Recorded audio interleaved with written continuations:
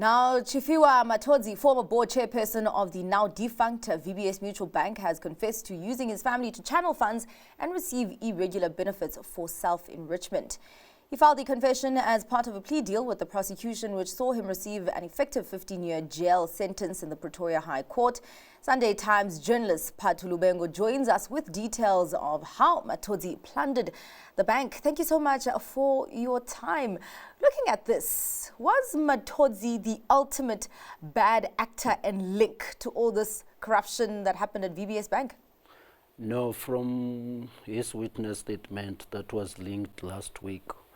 Oh, remember what he said at the beginning, that he always had that bank, he always wanted that bank to rise to its glory days. Yeah.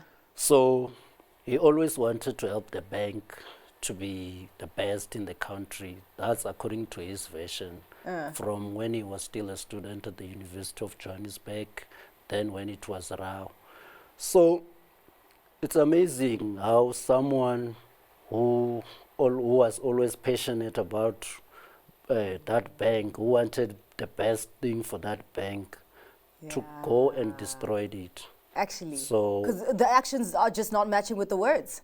Exactly. Yeah. I don't know if it's his way of showing remorse or if it's his way of just trying to hide the truth. Yes. We're not sure if what he said on that witness statement is the real truth, but we'll see in court, because the NPA is saying that the statement was linked after they've revealed that statement to the defense. Remember, there are so many accused who are still going to court. Yes. So I wouldn't say, because now it's allegations.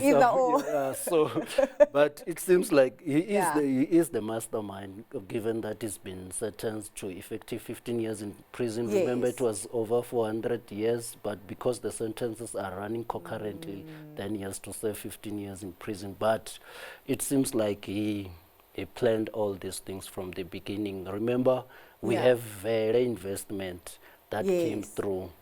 And then we have VBS as a bank, and very oversees everything that was happening at VBS. And most of the money was channeled through Very.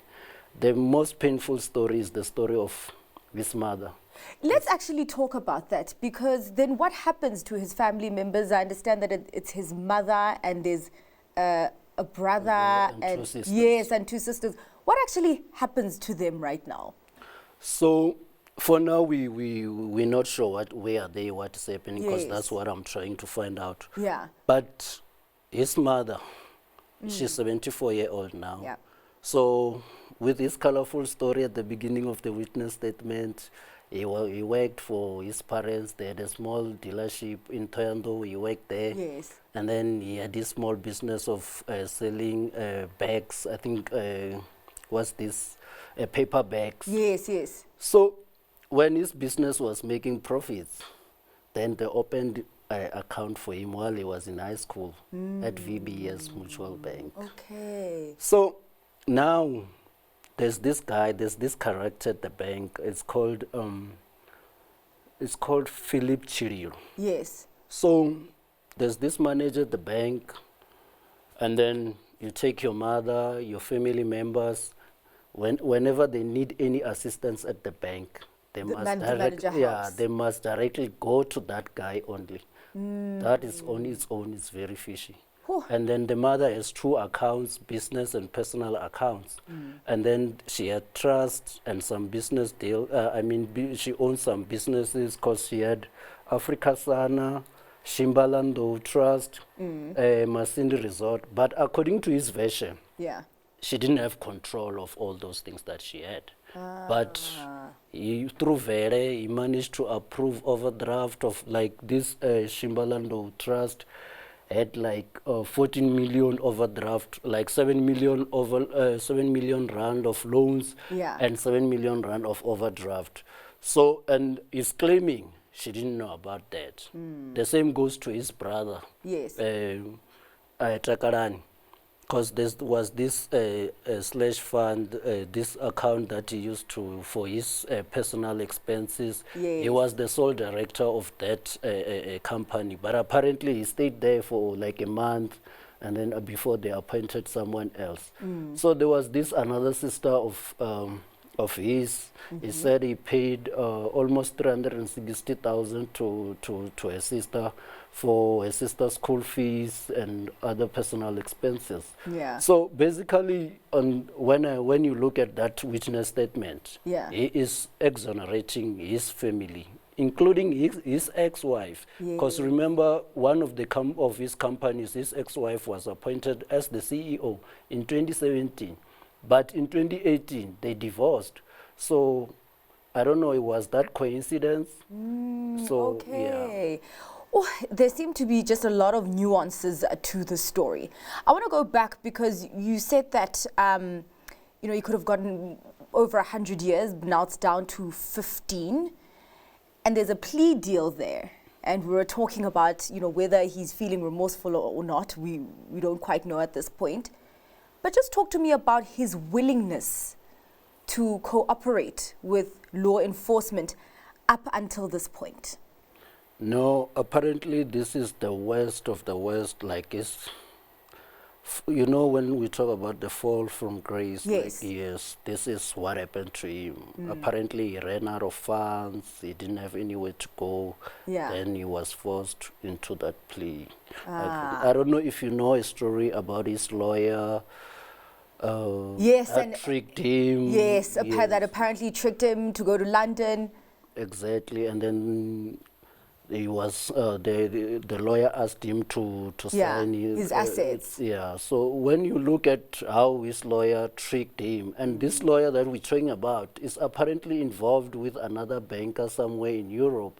There's another scandal on its own there. So then it tells you that this is the guy who is very intelligent, he knows all these markets, how it works. And then when he gets out there in the real world, he mixed up with the wrong people, he come up with these ideas, this is how we can work, this is how we can rebuild the bank and it can go back to its former glory. But at the end of the day, you start involving yourself in these complicated schemes, and then you get so many people involved, and you have to to sustain that status quo, and then you have to keep channeling that money. Obvious, at the end of the day, it's going to be like that. There are so many players to this. And just as we wrap up the conversation, how far has law enforcement, the justice system gone in terms of holding the wrongdoers accountable here, considering that there's just so many players? Most of the people who have been arrested are out on bail, but they're still going to face trial. So the thing about this witness statement, I think that's why NPA didn't want to reveal anything about that witness statement, because there are so many people they're still going after. As they've said that the statement after it was given to defense lawyers, then that's how it was linked. That's what we are learning from the NPA and other role players on the ground.